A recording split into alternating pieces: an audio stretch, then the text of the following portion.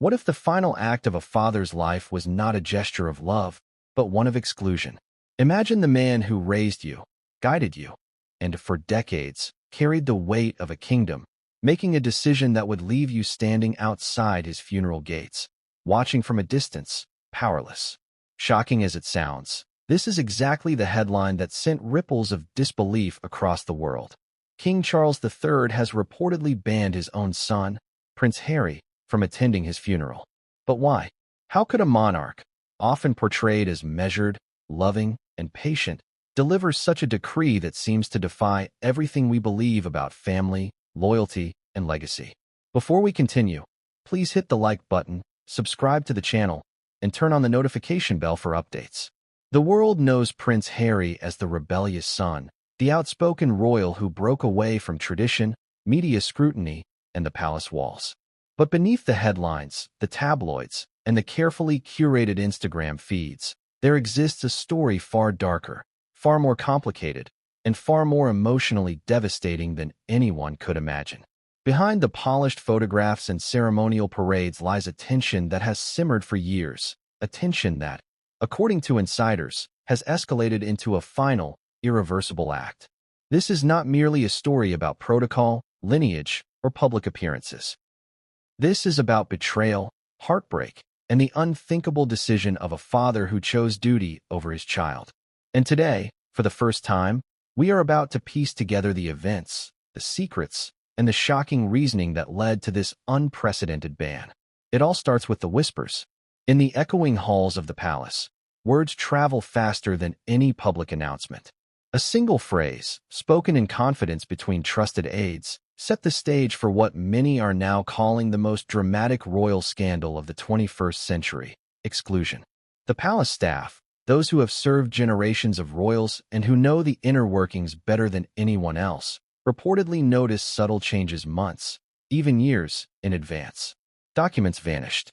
Private meetings increased. The air, once filled with the faint aroma of old wood and polished marble, became heavy with tension. The king's decisions were no longer merely about state matters. They were deeply personal, surgical in their intent, and chilling in their precision. Who would have thought that the same man who once comforted a young Harry after schoolyard mishaps would eventually bar him from his final farewell? And yet, the ban is not just about anger or punishment. According to leaked reports and palace insiders, it is about safeguarding a legacy, preserving the monarchy's stability, and, some argue, protecting Harry from what Charles feared the public would do if the royal family appeared fractured beyond repair. But therein lies the paradox. How do you protect someone by excluding them from the most pivotal moment of mourning, reflection, and family unity? How does a father reconcile the act of disowning in public with the private love that has endured decades of whispered promises, bedtime stories, and shared secrets? These are questions that millions around the world are now asking themselves as they scroll through headlines, social media debates, and news footage of a kingdom in shock. The stakes have never been higher. The monarchy is not a simple family business. It is an institution steeped in history, protocol, and tradition, watched closely by billions. Every decision made behind palace walls sends ripples far beyond Buckingham, Windsor, or Sandringham. In banning Harry, the king has set off a chain reaction that touches not just personal relationships, but public perception, media narratives, and international scrutiny. And make no mistake, this is a meticulously orchestrated decision. It was not spontaneous. It did not happen in a fit of anger. Every move, every clause, every whispered instruction in confidential documents was part of a deliberate strategy, a strategy designed to protect, to punish, and, perhaps most importantly, to control the narrative surrounding the monarchy's final farewell. But before we dive deeper into the logistics, the secret letters, and the private meetings that made this ban possible, we must understand the human side. The emotional turbulence that underpins every royal decision. King Charles is not just a sovereign. He is a father, a man burdened with a history of loss, scandal, and public scrutiny. He watched his own mother, Queen Elizabeth II, navigate decades of complex familial relationships, each choice scrutinized, each misstep magnified. He knows what it means to be both a parent and a ruler, to balance love with duty, and to make decisions that the world may never understand. And yet, in the end, the choice to ban Harry was his to make, a decision that reflects not just the man he is, but the weight of a crown passed down through generations and the lengths one will go to protect an institution over an individual. Now, imagine the scene. Confidential memos circulating between legal advisors, security experts, and palace aides. Emergency protocols drafted to ensure the ban is enforceable.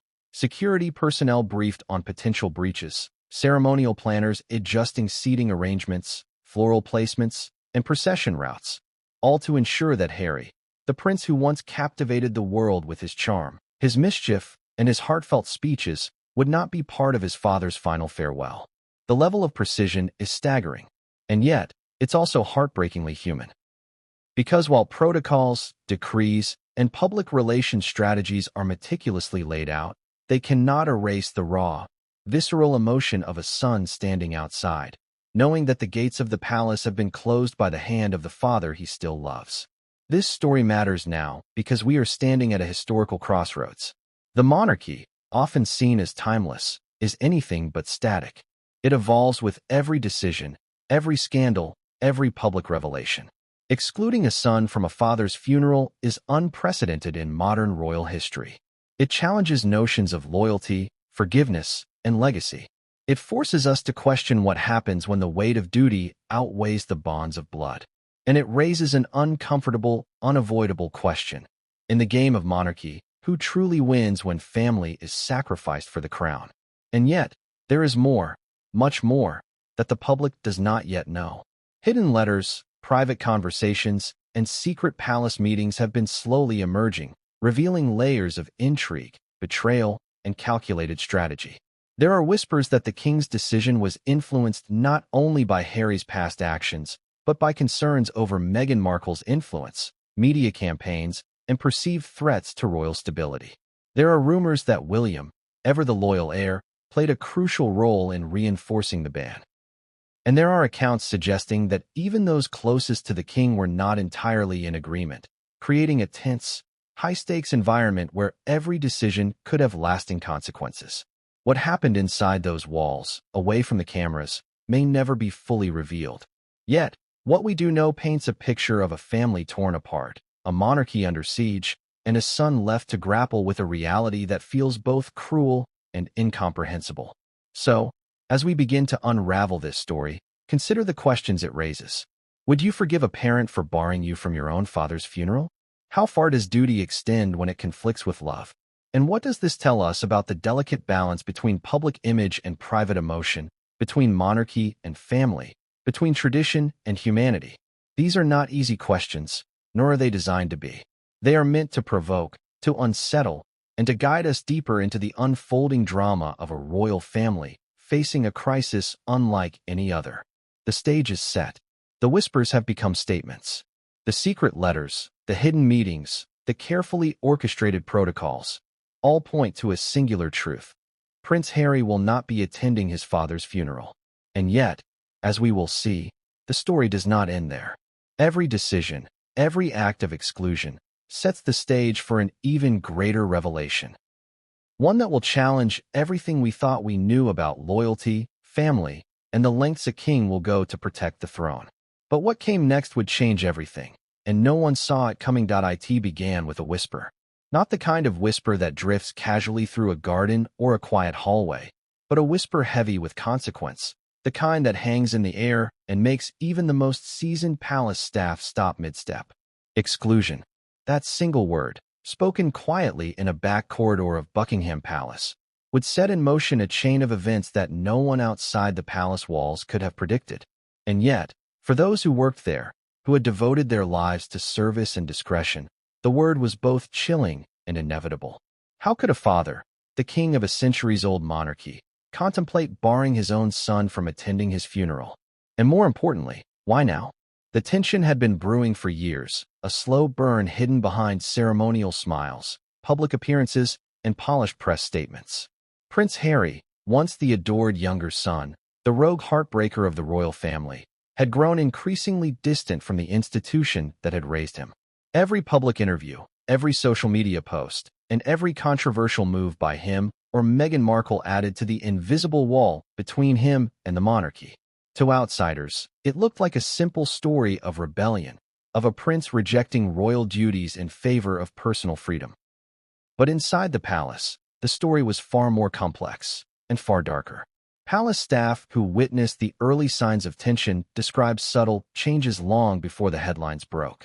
Documents that were once accessible to the younger princes were suddenly restricted.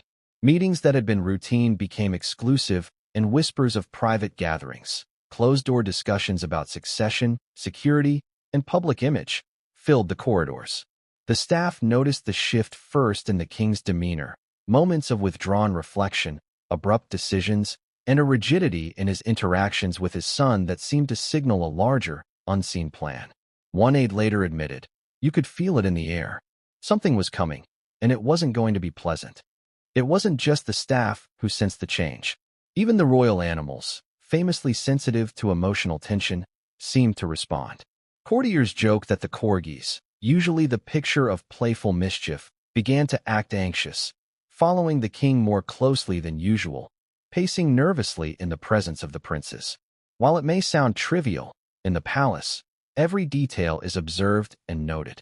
The animals, the portraits, even the paintings in the hallways are silent witnesses to the drama unfolding within those ancient walls. The decision to exclude Harry from his father's funeral was not a spontaneous act of anger. According to insider accounts, it was the result of years of calculation, of a monarch weighing his responsibilities against his emotions. King Charles, trained from birth to balance the weight of duty with personal feelings, had reached a point where the two could no longer coexist. The public narrative demanded one thing: the appearance of a united family, loyal and steadfast, preserving centuries of tradition. But the private reality, Harry's defiance, his estrangement, and the fear of public spectacle descending into scandal, demanded another. And in the king's mind, there was only one way to reconcile the two: exclusion. Imagine for a moment the conversations that must have taken place behind closed doors. Legal advisors, protocol officers, and security chiefs, all huddled in rooms with oak panels and the faint scent of old wax polish, discussing every possible scenario. What if Harry attempted to attend anyway? What if there were protests, media chaos, or public embarrassment?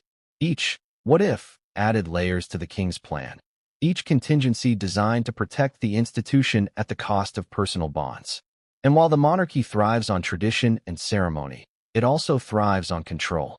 The king knew that to maintain the dignity of the funeral, and by extension, the monarchy, he had to control every element, including the presence or absence of his own son.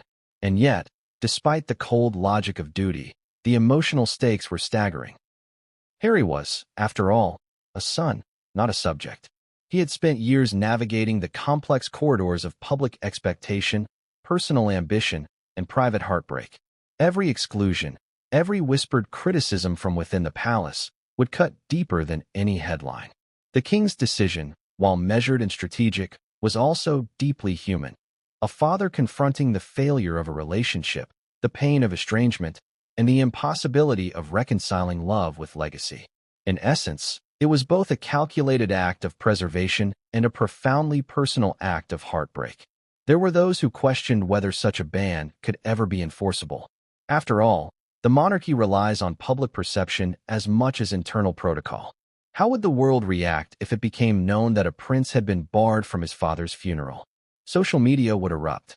Headlines would scream betrayal. Public opinion would divide. But inside the palace, those questions were secondary.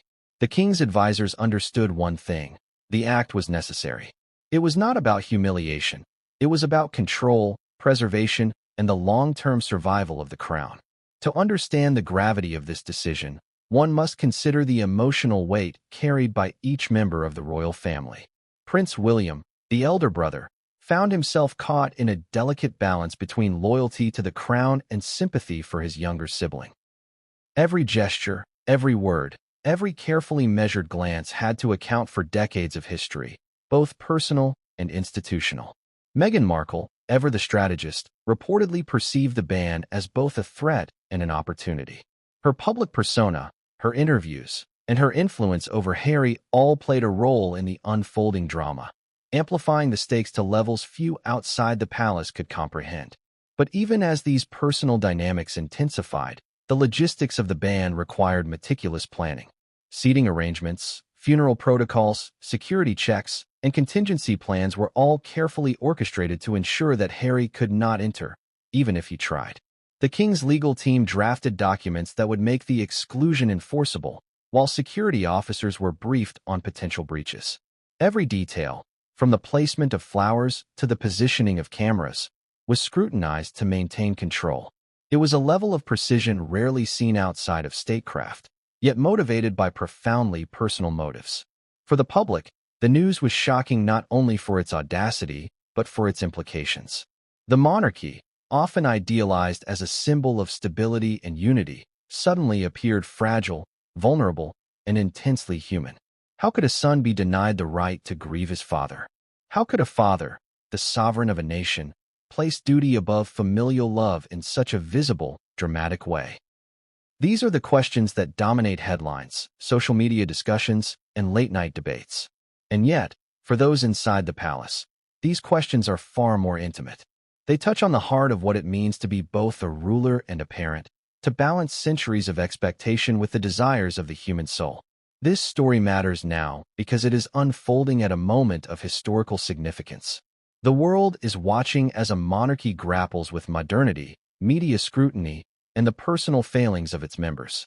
Every move is dissected, every expression analyzed, and every decision interpreted for meaning. The ban on Prince Harry is not an isolated incident. It is a microcosm of the tensions that define the modern royal family: duty versus desire, legacy versus love, and public perception versus private reality. In many ways, it is a moment that crystallizes the very essence of monarchy in the 21st century, a stark, emotional, and unprecedented test of loyalty, control, and human vulnerability. And yet, the most shocking revelations are still to come.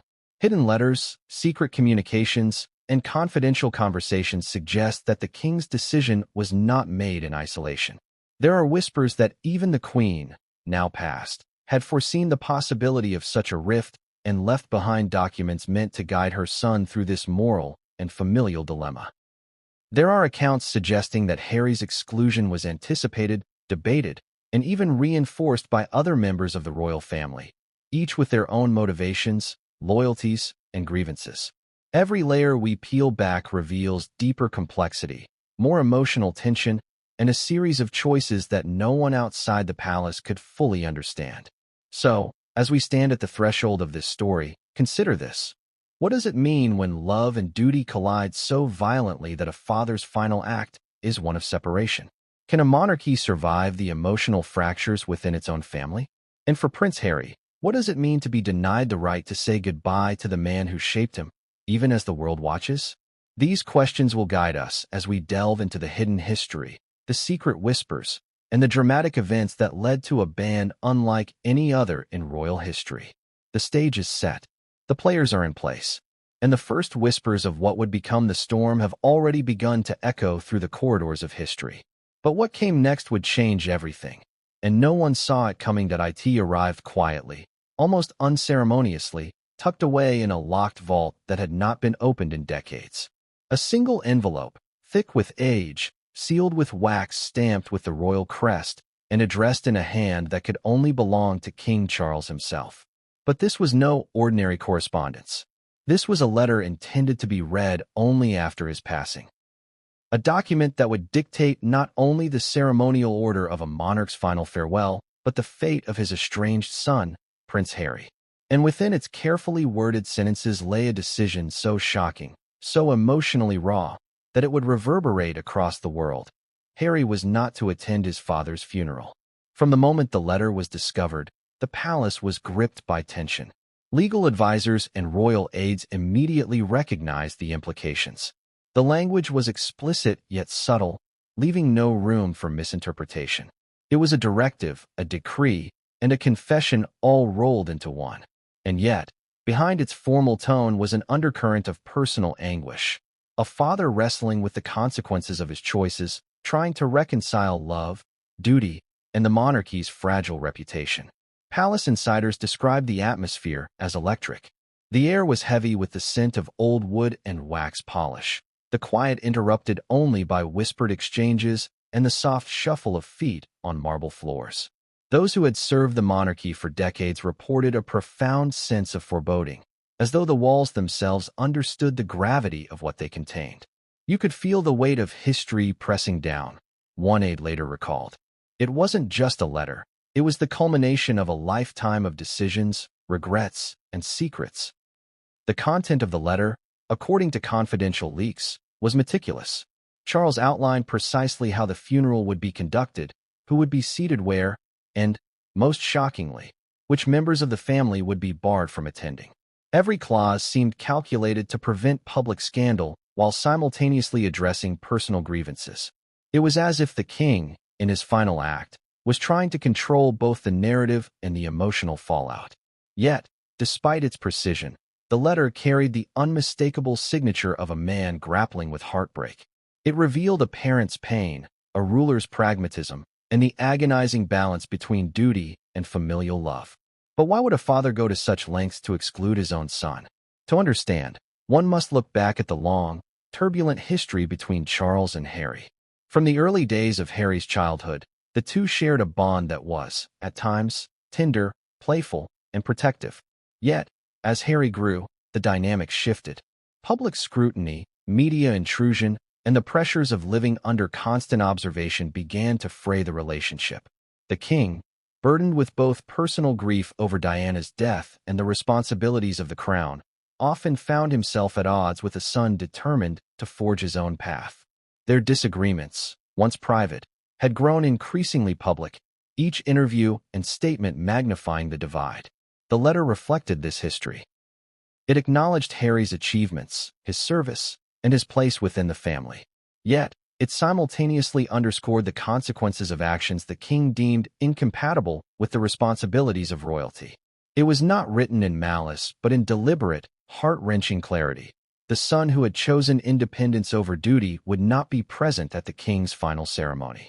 Every word was measured, each sentence a careful negotiation between emotion and obligation.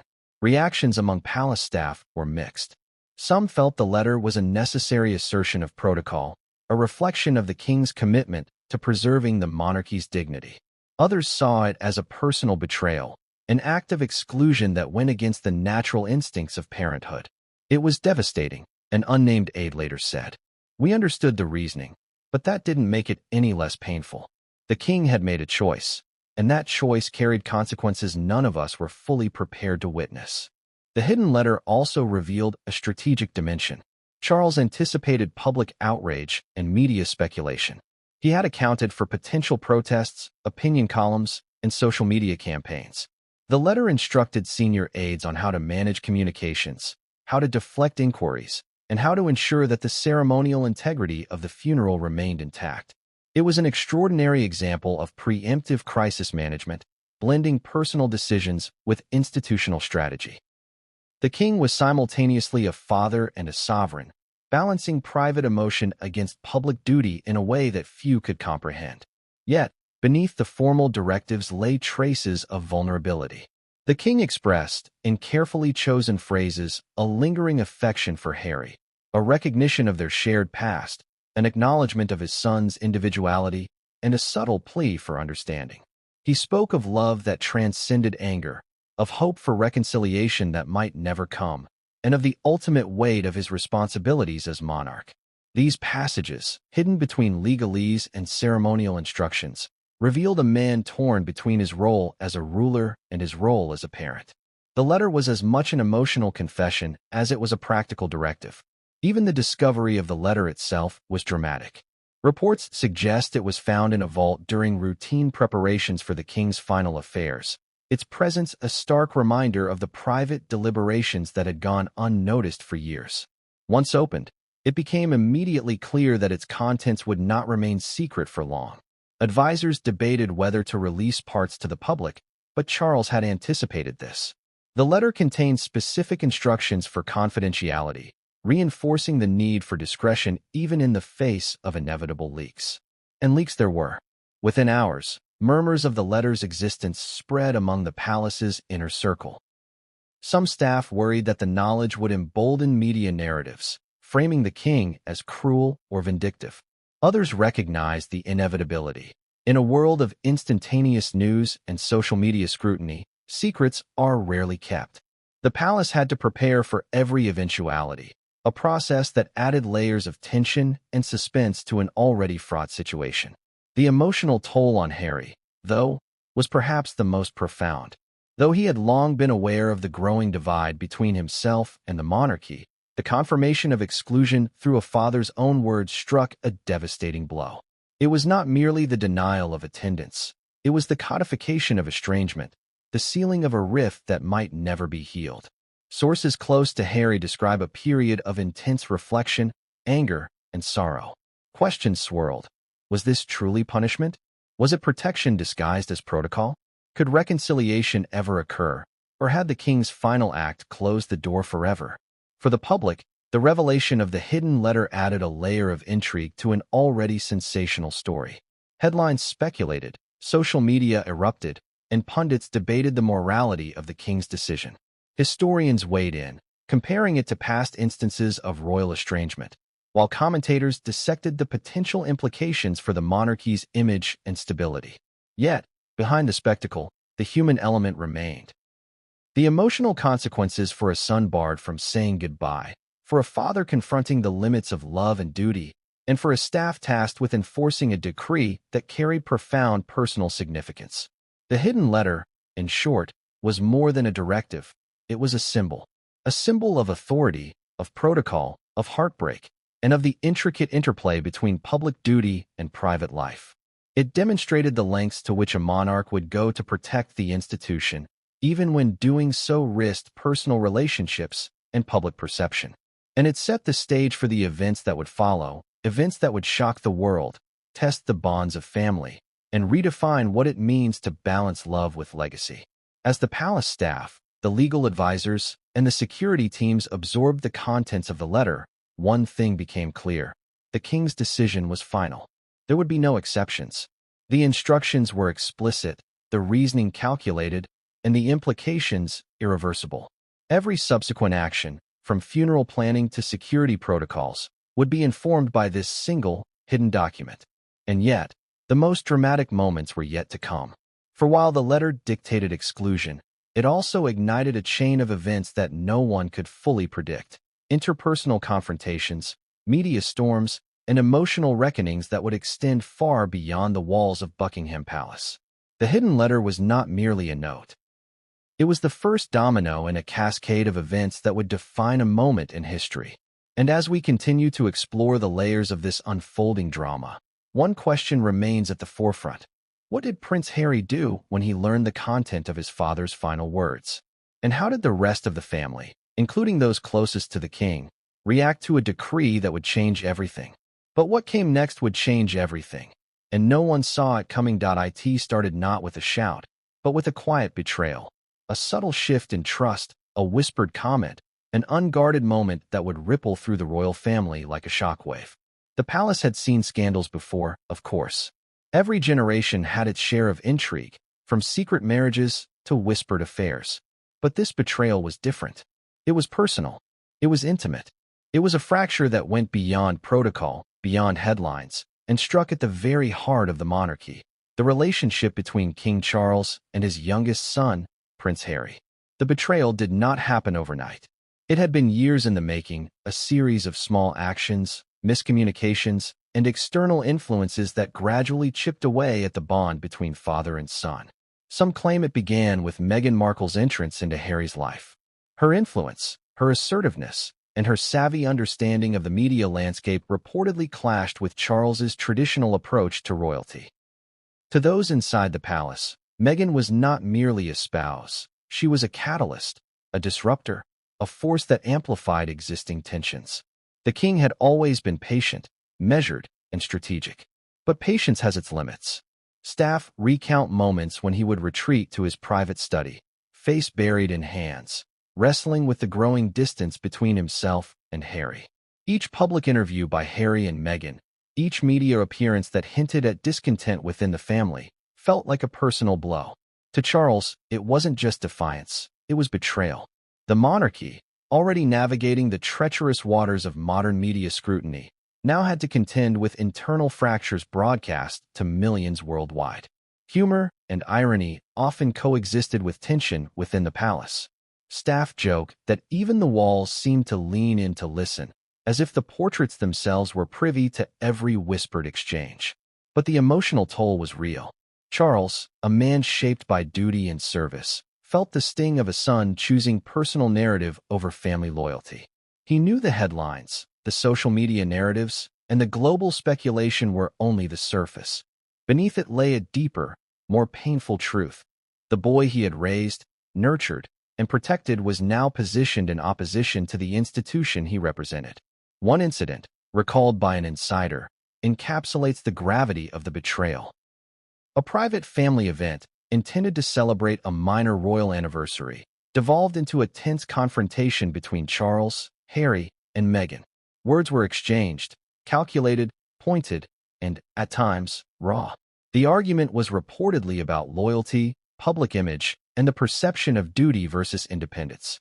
Charles, frustrated and hurt, viewed it as a culmination of years of disobedience and disregard for the monarchy's protocols. Harry, feeling misunderstood and constrained, saw it as a defensive reaction to his attempt at autonomy. The emotional chasm widened, and what had once been a relationship defined by love and mentorship began to feel irreparably strained. The betrayal was not solely about Meghan, of course. It extended to Harry's own choices, from media engagements to business ventures, that some within the palace perceived as undermining the dignity of the crown. Every interview, every public statement that suggested discord was interpreted as a conscious decision to oppose the monarchy. Charles reportedly felt blindsided, believing that his son had allowed external influences to dictate his actions. To him, the betrayal was both personal and symbolic. If Harry could be swayed, what did it say about the future stability of the monarchy? Adding to the complexity was William, the elder brother. Traditionally seen as the heir apparent and the stabilizing figure within the family, William found himself navigating a delicate balance. Loyalty to his father conflicted with sympathy for Harry. Advisors suggest that William often acted as a mediator, attempting to bridge the growing divide, but his efforts sometimes only highlighted the differences between father and son. He understood Charles's perspective, the duty to protect the institution, but also empathized with Harry's desire for autonomy and fairness. The tension between the brothers, long buried under public smiles and ceremonial appearances, now simmered openly, creating a triangle of influence and conflict that no one could ignore. Betrayal, by its nature, carries emotional weight far beyond the immediate act. Charles reportedly felt a profound sense of loss, not of a child, but of the ideal of a son he had envisioned. Harry, in turn, experienced the pain of estrangement, the acute awareness that personal choices could alienate him from the father he still loved. Meghan's involvement, whether intended as influence or support, was seen by Charles as a catalyst that accelerated the fracture. And while the public may interpret these events as mere tabloid fodder, the emotional stakes within the palace were staggering. Every decision, every strategic move, every enforced distance carried consequences that would ripple through the family for years to come. Inside the palace, the atmosphere was tense and charged with whispered speculation. Historians suggest that such fractures have precedent in royal history, often leading to dramatic shifts in public perception and, in some cases, the realignment of power within the family. The king's careful orchestration of the funeral, the hidden letter, and the exclusion of Harry can all be viewed as measures to stabilize the institution in the face of unprecedented familial discord. Yet, despite the strategic planning, the emotional consequences remained unavoidable. For the public, the betrayal is both fascinating and unsettling. The monarchy, often perceived as a symbol of stability, suddenly appears human, flawed, vulnerable, and subject to the same emotional conflicts that affect any family. The tension between duty and love, tradition and independence, protocol and personal choice becomes starkly visible. It forces viewers to confront uncomfortable questions. How much loyalty can a monarch demand? How much freedom can a son exercise before being deemed disloyal? And Perhaps most importantly, what are the limits of forgiveness when betrayal feels irrevocable? As this chapter unfolds, it becomes evident that the betrayal was not a singular act, but a series of interconnected events, choices, and influences that created a perfect storm. Charles's perception of disloyalty, Meghan's influence, Harry's independence, and William's mediation all combined to create a situation where exclusion seemed, in the king's mind, the only viable option. Every decision was layered, deliberate, and fraught with emotional complexity, a reflection of a family caught between the demands of public duty and the ties of private love. And as the palace prepared for the eventual funeral, every whisper of betrayal, every subtle maneuver, and every silent observation set the stage for a climax that would shock not only the royal family but the world itself. What no one anticipated, however, was the revelation that the betrayal extended far beyond personal grievances, into secrets, alliances, and strategies that would redefine the very nature of the monarchy. But what came next would change everything, and no one saw it coming. Behind the grandeur of Buckingham Palace, beneath the gilded ceilings and polished marble floors, a secret operation was quietly unfolding. It had a code name that only a handful of people knew: Operation Lionheart. To the casual observer, it might have sounded like something out of a spy novel, a dramatic title conjuring images of covert meetings, encrypted messages, and clandestine maneuvers. And in truth, that is exactly what it was: a meticulously planned strategy designed to execute the king's final and most controversial decision, to bar Prince Harry from attending his father's funeral. The operation began with a series of confidential briefings. Senior palace aides, security chiefs, legal advisors, and protocol officers were summoned one by one, each receiving instructions that were both precise and absolute. He had to navigate the tension between personal affection for his son and the perceived necessity of protecting the monarchy. To the outside world, the king would be calm, stoic, and resolute. But inside, the operation demanded a kind of emotional fortitude few could imagine. Staff recall long nights of planning, silent corridors, and the palpable sense of history being made behind closed doors. The codename itself, Lionheart, carried symbolic meaning. It referenced not just the king's resolve, but the courage required to make an excruciating decision. To bar one's own child from attending a funeral is no small matter, even for a monarch. The name suggested bravery, strategy, and a willingness to do what was necessary, however painful. Yet it also hinted at vulnerability. Beneath the strength and authority was a man confronting a fractured family, public scrutiny, and the moral complexity of choosing duty over love. As preparations continued, William's role became increasingly critical.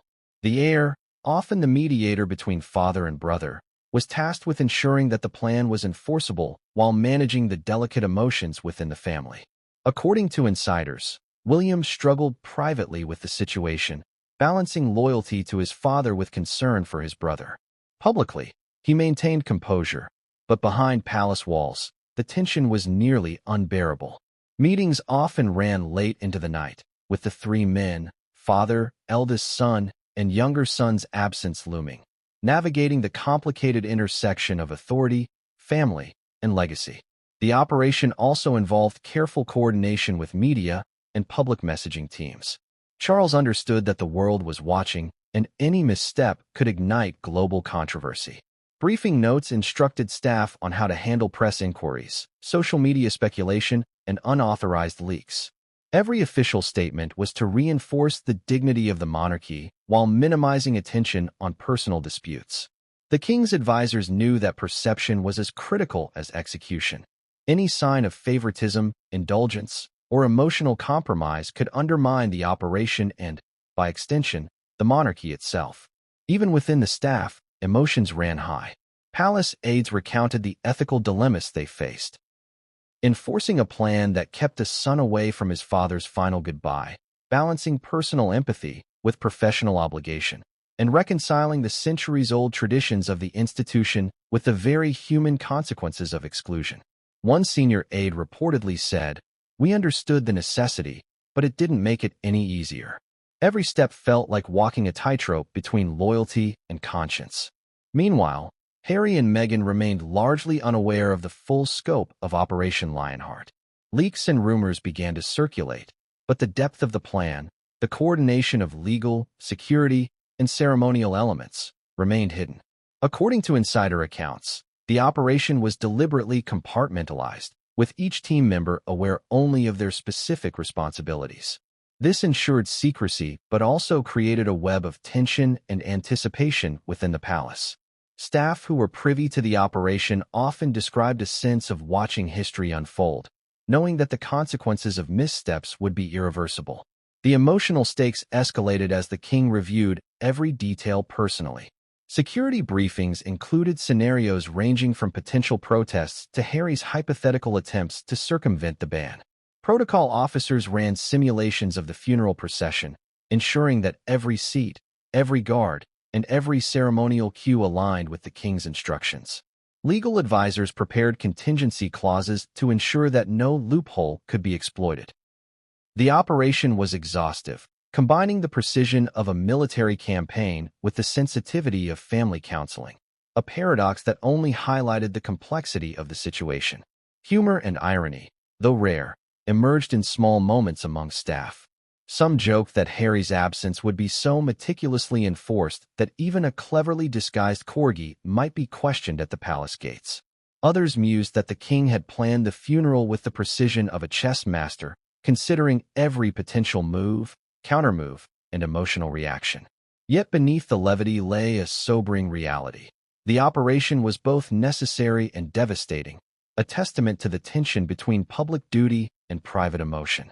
What made Operation Lionheart truly remarkable was the balance it required. The king was not merely excluding a son. He was preserving centuries of ceremonial tradition, managing global perception, and safeguarding the monarchy's continuity. Yet, he was also confronting a profound personal loss, the fracture of a father-son bond that had once been tender and protective. The operation demanded strategy, secrecy, and execution, but it also required resilience, emotional fortitude, and the courage to face history's judgment. And then, as preparations neared completion, an unexpected complication emerged. A mid-level aide discovered a document suggesting that Harry might attempt to circumvent security protocols, leveraging allies outside the palace. The revelation sent shockwaves through the team. Additional security measures were deployed, contingency plans were written, and communications tightened. The operation, already meticulously orchestrated, now required rapid adaptation. Charles, aware of the potential for public spectacle, doubled down on enforcement, reinforcing the inevitability of Harry's exclusion while acknowledging the emotional toll it would take on all involved.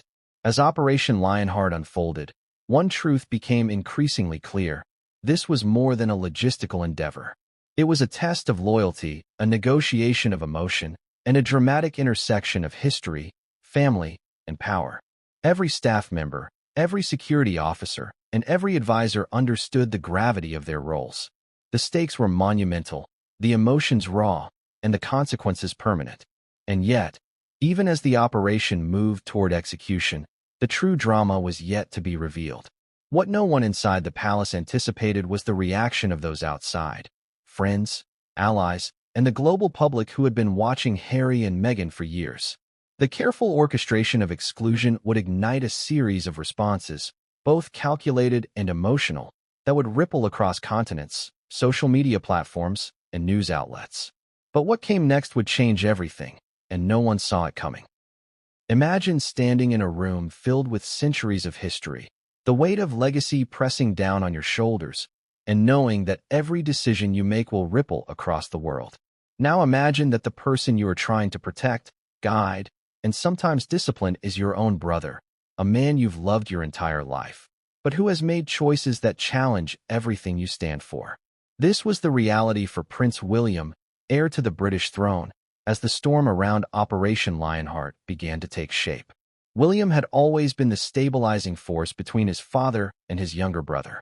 From childhood, he assumed the role of protector and mediator, often shielding Harry from the more rigid expectations of Charles. But with the increasing tension caused by Harry's growing independence and public actions, William found himself in a position he never anticipated, torn between loyalty to his father and empathy for his brother. It was a moral and emotional tightrope that stretched thinner with every passing month, and Operation Lionheart pushed him to the breaking point. The breaking point, according to insiders, began during a confidential meeting in which Charles outlined the scope of the operation in precise detail. William listened in silence, absorbing every instruction, every contingency plan, and every precaution designed to prevent Harry from attending his father's funeral. Each detail struck him like a physical blow. Specific seating arrangements to keep Harry at a distance, security protocols to intercept potential breaches, legal clauses crafted to ensure the exclusion could not be challenged.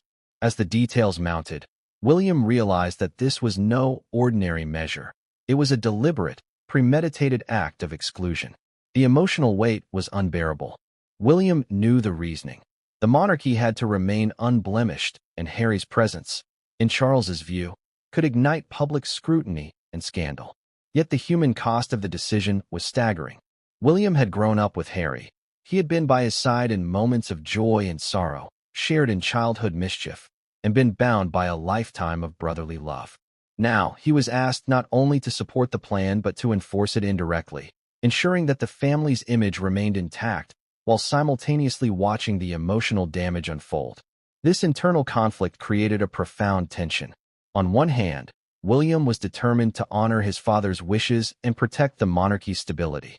On the other, he was acutely aware of Harry's pain, the sense of betrayal, and the isolation that exclusion would cause.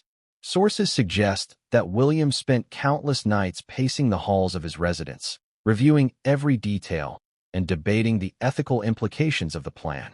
He felt torn between duty and love. One insider later revealed, every choice seemed to betray one side or the other. Complicating matters further was the involvement of Meghan Markle. While not present in every family discussion, her influence over Harry was undeniable. William reportedly viewed her actions with a mixture of frustration and concern, believing that her strategies often heightened the rift between brothers. Her media appearances, interviews, and public statements created additional pressure, amplifying the stakes of Operation Lionheart and forcing William to navigate an even more complex emotional landscape. The tension reached its apex during a private rehearsal of funeral protocols. William was tasked with overseeing certain ceremonial details, ensuring that the king's instructions were implemented flawlessly. Each instruction, each security measure, and each contingency plan served as a reminder of what was at stake. Staff and aides describe William as unusually quiet, his face lined with worry, his movements precise, but heavy with the weight of responsibility. He was no longer just a prince. He had become the executor of a plan that would shape the family's history and his own personal legacy. Amid the logistics and ceremonial precision, the emotional stakes were magnified by the historical context. The royal family has long been a symbol of unity, tradition, and continuity. For William, enforcing a plan that excluded his brother from a pivotal family event felt like a betrayal not only to Harry, but to the very ideals he had been raised to uphold. Private conversations, hushed meetings, and the quiet adjustment of ceremonial roles created an atmosphere heavy with anticipation and dread. William's position as mediator and executor placed him at the center of the storm, forcing him to navigate a delicate web of loyalty, family, and duty while remaining composed in the public eye. Yet, despite the intensity of the operational and emotional challenges, William also demonstrated resilience. Sources indicate that he approached the situation with meticulous care, analyzing every possible outcome, weighing the potential consequences, and preparing for unforeseen complications. He understood that the success of Operation Lionheart required not only adherence to protocol, but also a nuanced understanding of human behavior, emotional psychology, and media strategy. Every decision he made was informed by this dual awareness, balancing practicality with empathy in a way few could manage under such pressure. The breaking point, however, was not merely logistical or ceremonial. It was deeply personal. William, the protector and mediator, was forced to confront the reality that family bonds could be severed not by accident, but by design. He had to reconcile the love he felt for his brother with the duty he owed to his father and the monarchy.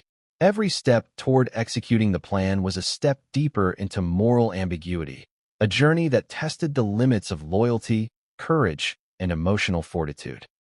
As the days progressed and the funeral drew nearer, William's role became increasingly critical.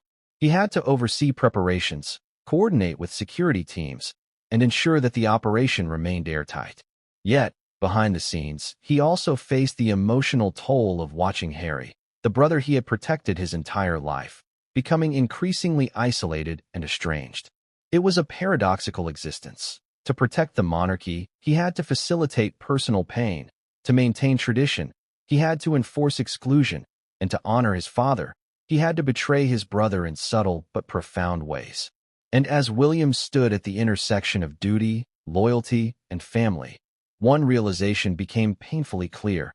No matter how meticulously Operation Lionheart was executed, no amount of planning could prevent the emotional fallout. The world would watch, the media would dissect every moment, and the personal consequences would resonate for generations. The breaking point was not a single moment. It was an ongoing process, a sustained tension that demanded both emotional resilience and strategic thinking. But what came next would change everything, and no one saw it coming. Even in death, Princess Diana's presence loomed over the palace. Her voice, once tender and commanding, compassionate and firm, echoed through the corridors of Buckingham, through the memories of her sons, and through the very decisions that would shape the future of the monarchy. But now, years after her tragic passing, Diana's influence had taken on a new, almost spectral role. For Prince Harry, the echoes of her guidance and warnings were more than memory. They were a moral compass, a whisper in the dark that shaped how he interpreted every action by the monarchy. And for King Charles, her lost voice represented both guidance and caution, a haunting reminder of the promises and failures of parenthood. The discovery that reignited Diana's influence came unexpectedly.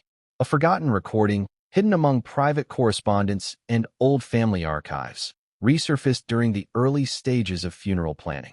It was a recording of Diana speaking candidly to a confidant, expressing her deepest fears about the relationship between her sons and the potential for future estrangement. Her words were measured, poignant, and at times painfully prophetic. She spoke of unity, of the dangers of allowing public perception to drive private relationships, and of the need for both love and discipline to coexist in a family under constant scrutiny. For Charles, the recording was both a revelation and a burden. The king, long aware of the challenges inherent in parenting two very different sons under the public eye, found in Diana's words a validation of his own concerns, but also a haunting reminder of his failures. He had, in his own way, tried to guide Harry, to set boundaries and enforce protocol, but Diana's voice illuminated the gaps, the missed opportunities, and the moments when communication had faltered. Listening to her, Charles felt a surge of regret mingled with resolve. The decision to exclude Harry from his funeral was no longer just strategic. It was entwined with history, memory, and the unfulfilled guidance of a lost partner. Harry, unaware at first of the recording's existence, continued to navigate his estrangement from the royal family with Meghan by his side. But as whispers of the recording's discovery reached him through palace leaks and media speculation, a complex emotional storm brewed. For Harry, Diana had always been a source of empathy, protection, and validation. To realize that even in death she might have been guiding decisions that affected him so profoundly was both comforting and terrifying. He felt her absence acutely, as though her voice could have bridged the gap between him and his father, or at the very least, provided clarity in a situation that seemed increasingly chaotic and emotionally fraught. The contents of the recording were stunning in their candor. Diana spoke of fear, not fear for herself, but fear for the relationships of her sons. She cautioned against allowing anger, resentment, or external influence to drive decisions that would shape the future of the family and the monarchy. Her words suggested an awareness of Harry's independent streak, his sensitivity to public opinion, and the influence that Meghan and others might exert over his actions. She pleaded, in essence, for empathy, communication, and the preservation of familial bonds, even in the face of public pressure and institutional duty. For Charles, these words carried a dual weight. They were a guide, but also a judgment. In hearing Diana's insights, he was forced to confront the ways in which his own decisions may have contributed to the estrangement he now sought to enforce. Yet, Paradoxically, they also reinforced his resolve. The king recognized that allowing Harry to attend the funeral could exacerbate tensions, create public scandal, and undermine the very stability Diana had warned him to protect. He was torn between emotional longing and strategic necessity, a tension that had defined his life and now culminated in one of the most consequential decisions of his reign. The recording also illuminated the delicate balance of influence within the royal family. William, attuned to the subtleties of both his father and his brother, interpreted Diana's words as a cautionary tale, the need to balance authority with empathy, duty with compassion, and protocol with emotional intelligence. The insights, though delivered posthumously, shaped his approach to Operation Lionheart, informing how he mediated between Charles and Harry while overseeing the implementation of the exclusion. Every phrase, every pause in Diana's voice, became a guidepost in navigating the tensions that had escalated into crisis. Yet, the revelation of Diana's recording did not resolve tensions, it intensified them. For Harry, the knowledge that his mother had anticipated familial rifts only added fuel to the emotional fire. He grappled with the realization that even her foresight might not be enough to prevent his exclusion. Her lost voice became a haunting echo, a reminder of both guidance and absence, of love and loss. And for Charles, it was a confirmation that the decisions he had made, difficult though they were, aligned with the broader vision of preserving the monarchy, even as they inflicted personal pain. In practical terms, the recording influenced key aspects of funeral planning. Charles instructed aides to consider Diana's counsel when making ceremonial arrangements, seating decisions, and communication strategy. Every detail, from the timing of processions to the phrasing of official statements, was scrutinized to ensure that the principles Diana had articulated, balance, dignity, and unity, were upheld, even in her absence.